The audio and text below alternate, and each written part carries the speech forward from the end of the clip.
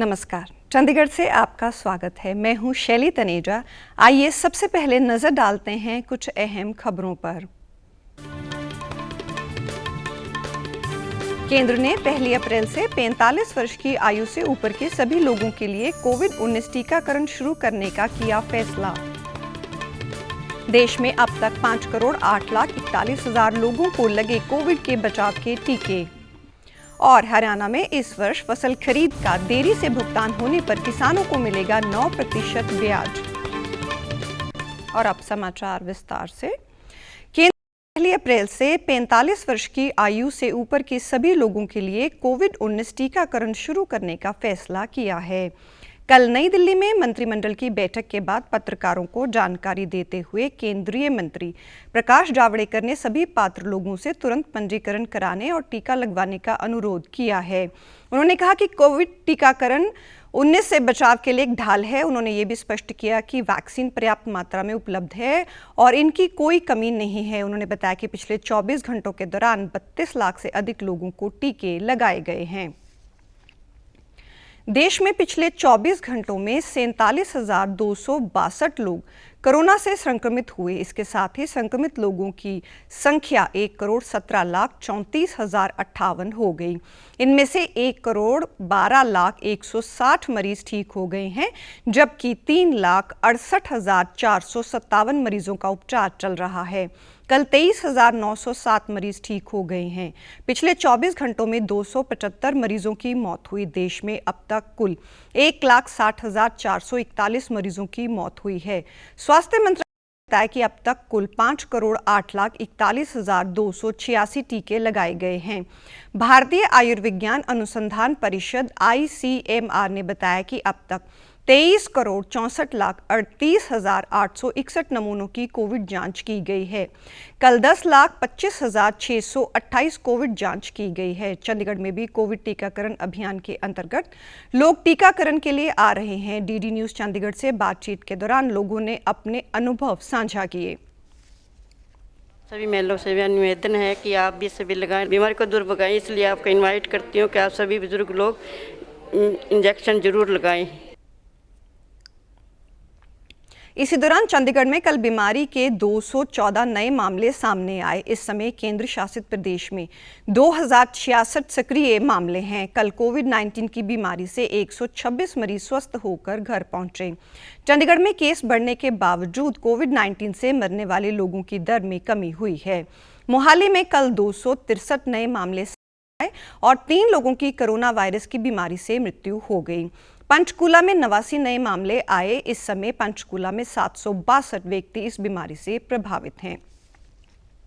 केंद्रीय गृह मंत्रालय ने कोविड-19 महामारी के प्रभावी नियंत्रण के लिए कल दिशा निर्देश जारी किए। ये 1 अप्रैल से 30 अप्रैल तक लागू रहेंगे।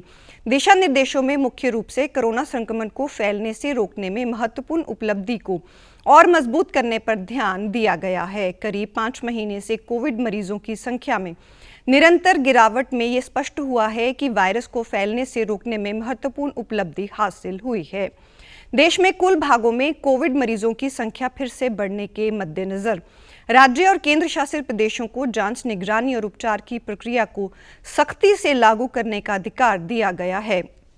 उन्हें यह सुनिश्चित करने को भी कहा गया है कि प्रत्येक व्यक्ति कोविड से बचने के नियमों का पालन करे। सभी पात्र लोगों को टीका लगाने की प्रक्रिया को भी कहा गया है। इस बात पर भी बल दिया गया है कि गतिविधियों की फिर से शुरुआत सुनिश्चित करने तथा महामारी से पूरी तरह बाहर निकलने के लिए निर्धारित कंटेनमेंट रणनीति का सख्ती से पालन करने तथा गृह मंत्रालय, स्वास्थ्य मंत्रालय, अन्य मंत्रालयों, केंद्र और राज्य सरकारों के विभागों के दिशा निर्देशों और मानक संचालन प्रक्रियाओं का सख्ती से पालन करने की आवश्यकता है।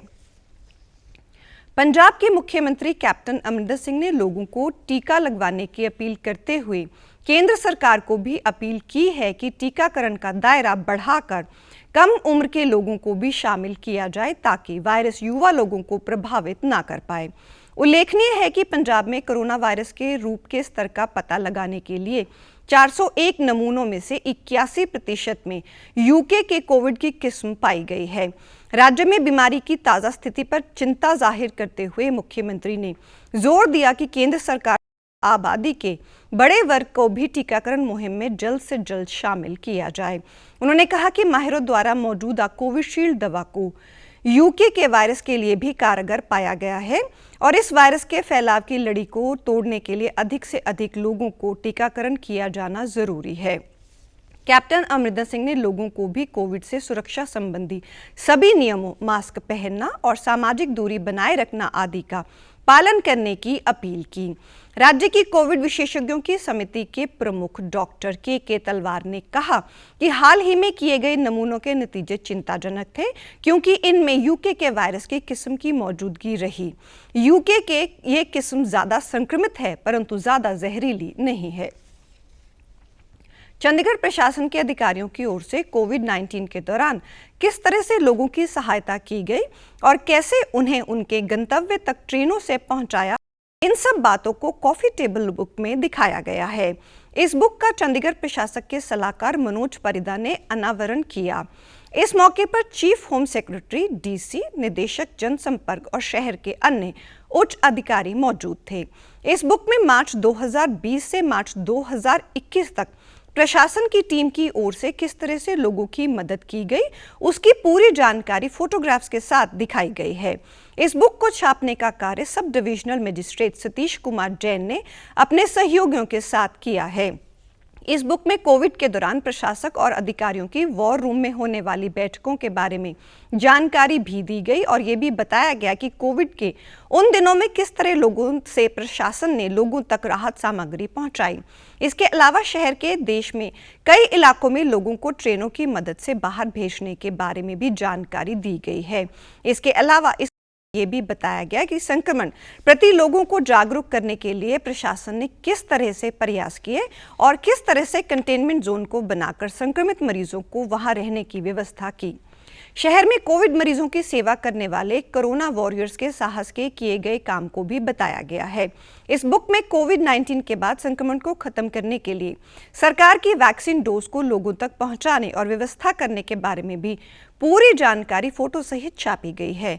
एडवाइजर मनोज परिदा ने एसडीएम सतीश कुमार जैन के बुक छापने के प्रयास की प्रशंसा की। हरियाणा के मुख्यमंत्री मनोहर लाल ने कहा कि 1 अप्रैल 2021 से शुरू होने वाले रबी सीजन 2021-22 के दौरान किसानों को दिए जाने वाले भुगतान में किसी प्रकार की देरी नहीं होनी चाहिए। यदि भुगतान में देरी होती है तो लगभग 9% ब्याज के साथ भुगतान किया जाएगा। भुगतान किसानों के सत्यापित बैंक खातों में सीधा किया जाएगा। हरियाणा के मुख्यमंत्री मनोहर लाल ने चंडीगढ़ में आगामी खरीद सीजन की तैयारियों के संबंध में समीक्षा बैठक की। बैठक में उप मुख्यमंत्री दुष्यंत चौटाला भी उपस्थित थे। मुख्यमंत्री ने कहा कि किसानों को एक निर्धारित समय अवधि के भीतर खरीदी गई उपज का भुगतान किया जाना चाहिए, सुनिश्चित किया जाना जाए। भुगतान में देरी को बर्दाश्त नहीं किया जाएगा। गेहूं और सरसों की खरीद 1 अप्रैल से शुरू होगी, जबकि अन्य फसलों की खरीद 10 अप्रैल से आरंभ होगी। खरीद केंद्रों की स्थापना के लिए जल्द से जल्द स्थानों को चिन्हित कर लिया जाएगा। आज विश्व क्षय रोग निवारण दिवस है। क्षय रोग से स्वास्थ्य, समाज और अर्थव्यवस्था को होने वाले नुकसानों और इस वैश्विक महामारी की रोकथाम के लिए प्रयास तेज करने के प्रति जागरूकता पैदा करने के लिए हर वर्ष 24 मार्च को ये दिन मनाया जाता है। ये दिन 1882 में डॉक्टर रॉबर्ट कोच ने टीबी बैक्टीरिया की खोज की थी। इस समय विशेषज्ञों ने इस बीमारी का पूर्ण इलाज संभव बना लिया है और सावधानियां अपनाकर सही समय पर दवाई का सेवन करके निर्धारित समय पर इस बीमारी से मुक्ति पाई जा सकती है। भारत सरकार द्वारा इस बीमारी के मुफ्त इलाज की सुविधा दी जाती है और रोगियों को पौष्टिक भोजन उपलब्ध करवाने के लिए आर्थिक सहायता भी दी जाती है। राष्ट्रपति रामनाथ कोविंद ने क्षय रोग दिवस पर अपने संदेश में कहा कि भारत सरकार संयुक्त राष्ट्र स्थायी विकास लक्ष्यों के अनुसार वैश्विक स्वास्थ्य कवरेज का लक्ष्य हासिल करने के प्रति वचनबद्ध है। कोरोना वायरस का खतरा भी टला नहीं है, इसीलिए सभी से निवेदन है कि बाहर जाने से इस समय मास्क जरूर पहनें, सामाजिक दूरी बनाए रखें, बार बार अपने हाथ साबुन से धोएं और सैनिटाइजर का इस्तेमाल। जिसका कहर संपूर्ण मानव जाति को अपनी आगोश में ले चुका है। टीका या दवाई उपलब्ध होने तक महामारी के खिलाफ मानवता की जंग जारी है। ऐसे में सबसे जरूरी है सावधानी और बचाव। फेस मास्क कोरोना से रोकथाम का सबसे प्रभावी उपाय साबित हुआ है।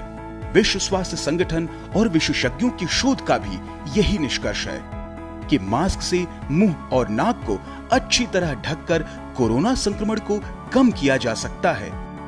कोरोना संक्रमण से बचाव के लिए मास्क पहनने के साथ ही जरूरी है मास्क को सही तरीके से पहनना।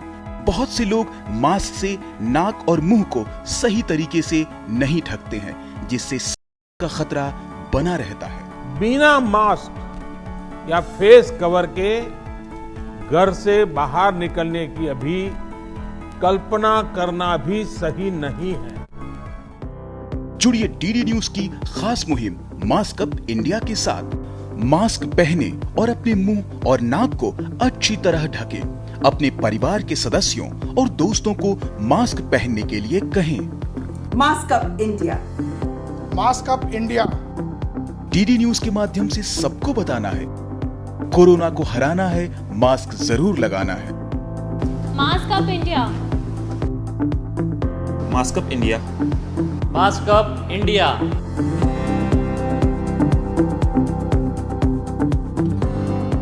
और आप हमारे समाचार YouTube channel DD news Chandigarh, DD news Chandigarh और Twitter handle DD news CHT पर भी देख सकते हैं। इसी के साथ चंडीगढ़ से समाचारों का सिलसिला समाप्त होता है। नमस्कार।